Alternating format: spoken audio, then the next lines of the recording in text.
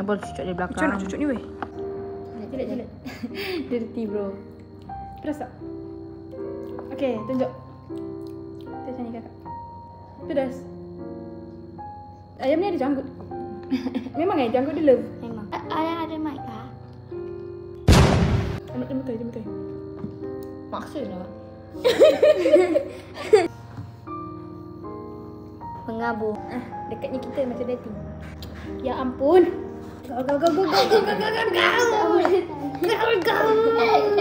Tak nampak. Mestilah. Profile picture baru untuk Oyen. Kalau dia marah, dia cuma makan juga. First bite kita kena serentak tau. Tunggu Alia Hasan makan. Oh dah. Tinggi lagi. Demi dia. Gigi.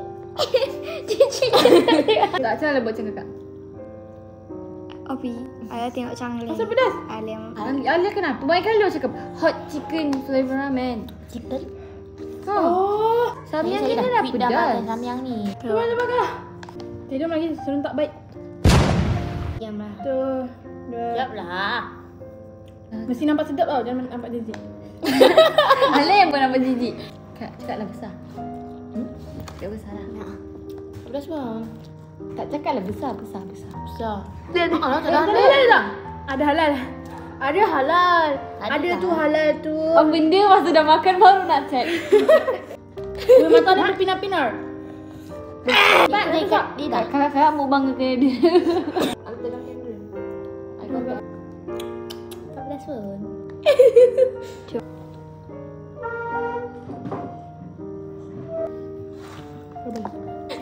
lah.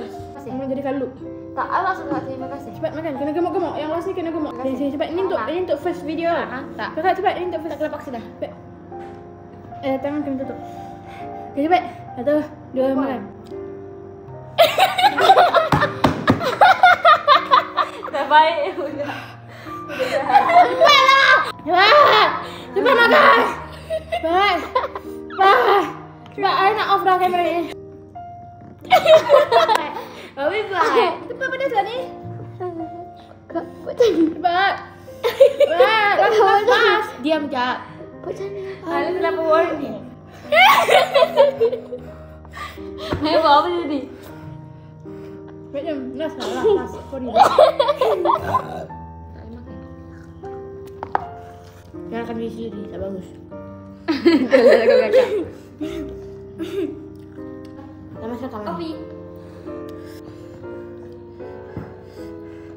Nak masukkan hidung. Untuk menutup. Janganlah diri tak bagus lah.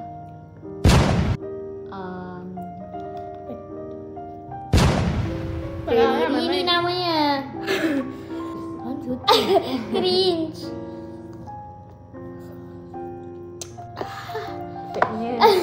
Kak buat macam ni. Dah kosong. Kak buat macam ni. Oh, buat macam ni. Dah kosong.